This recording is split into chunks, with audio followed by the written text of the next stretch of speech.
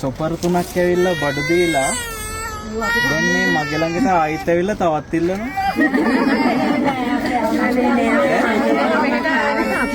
බඩු ආව මන්දාරන් නුවරට. මන්දාරන් නුවරට චොපර් තුනක බඩු ආවා. ඔක්කොම පොලිසියට ගත්තා. හම්බ වෙච්ච එක්කෙනෙක්වත් නැහැ.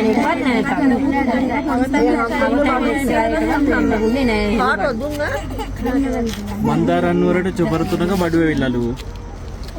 අවතෙන් වෙච්ච අයටවත් මේ මන්දාරන් නුවර කිසිම කෙනෙකුට චොපර් තුනේ බඩු හම්බුන්නේ නැල්ලු. ඒ බඩුත් නැල්ලු. බඩු දැන් කොහෙද කියන්නේ? අපි දන්නේ නැහැ දැන් බඩු කොහෙද කියලා. බඩු බෑවේ කොහෙද? බඩු බෑවේ පොලිසියටලු.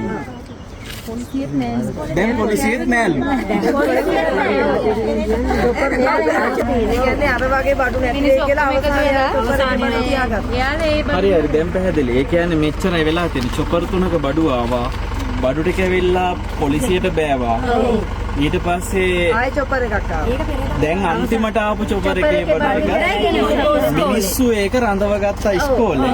ඒකත් නැති වෙයි. අනිත් ඒවට වෙච්ච දෙයක් නැහැ. ගලන් ගියාම දෙන්න ඕනේ හැමතැනටම මේ පණිවිඩ ලබා දුන්නා රජයේ ඉහළ තැන්වලට. හොරු අල්ලන අය හොරු නෙවෙයිනේ.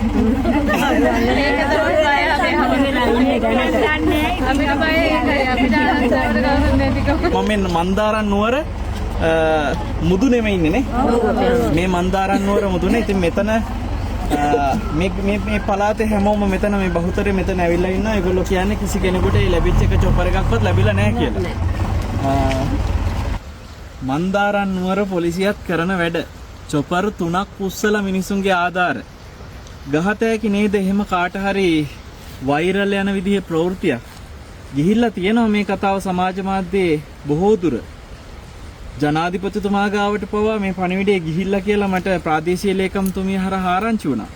මම ප්‍රාදේශීය ලේකම්තුමියගෙන් මේ ගැන විමසීමක් කළා. ඇයි මේ ගැන ඉතාම පැහැදිලිව සක්සුදක්සේ සියලු තොරතුරු සහිතව වාර්තා සහිතව තියෙන බවත් වගකීමෙන් කියමින් මෙතන ඇත්තටම වෙලා තියෙන්නේ මොකද්ද කියලා කිව්වා. ඒ නිසා මේක පහදන එක හොඳයි. මේකෙන් හොඳ පණිවිඩයකුත් රටට ලැබෙනවා. මොකද්ද දන්නවද? මේ මන්දාරන් නුවර ඔය චොපර් තුන ගෙනල්ලා බාන්නේ මන්දාරන් නුවර මිනිසුන්ට නෙමෙයි. මේ මන්දාරන් නුවර ඉඳලා කිලෝමීටර් 5ක් විතර දුරින් තියෙන ආපදා සහන සේවා මධ්‍යස්ථාන කඳවුරු තියෙනවා. අන්නේ කඳවුරු වල ගුඩ්ඩුඩ් වගේ මේ කඳවුරු වගේක් තියෙනවා. මේ කඳවුරු වල ජනතාවට බඩු ටික ගෙනියන්න ප්‍රවාහන ක්‍රමයකට මාර්ග නැහැ. හැමතැනම නාය ගිහිල්ලා පාරවල් නැහැ. කඳවුරු වල ඉන්න මිනිසුන්ට කණ්ඩ දෙන්න විදිහක් නැහැ. එතකොට මේකට එන්න තීච්ච එකම විකල්පය තමයි මන්දාරන් නුවරට චොපර් ඇවිල්ලා මේ හරහා මන්දාරන් නුවරින් ඒ කඳවුරු වලට බඩු ටික යවා ගන්න පුළුවන් මේ ඇතුලෙන්. ඉතින් චොපර් එක බාන්න හැමතැනම බැරි බව ඔබ දන්නවනේ. ඒ නිසා චොපර් එකක් ලෑන්ඩ් කරන්න පහසුම තැන මන්දාරන් නුවර පිට්ටනිය නිසා මේකට ගෙනල්ලා ඒ බඩු ටික මොකද කරන්නේ? ආරක්ෂිතව පොලිසියට අරගෙන ඒ පොලිසියෙන් කඳවුරු වලට යවලා තියෙනවා. හැබැයි චොපර් ඇවිල්ලා බානවා මන්දාරන් නුවර මිනිස්සු දකිනවා. ඒ මිනිස්සු හිතනවා අන්න අපිට ආධාර ආවා කියලා. චොපර් 3ක් ඇවිල්ලා බෑවා. ඒ ඔක්කොම පොලිසියට ගියා. අපිට ඒක ආධාරයක්වත් ආවේ නැහැ කියලා මිනිස්සු ඊට පස්සේ මොකද වෙන්නේ? 4 වෙනි චොපර් එක ඇවිල්ලා බාපු ගමන් ඒ ටික ගෙනහිල්ලා මිනිසුන්ගේ බාරේ රඳව ගන්නවා. ඉස්කෝලේ හිර කරලා තියා ගන්නවා.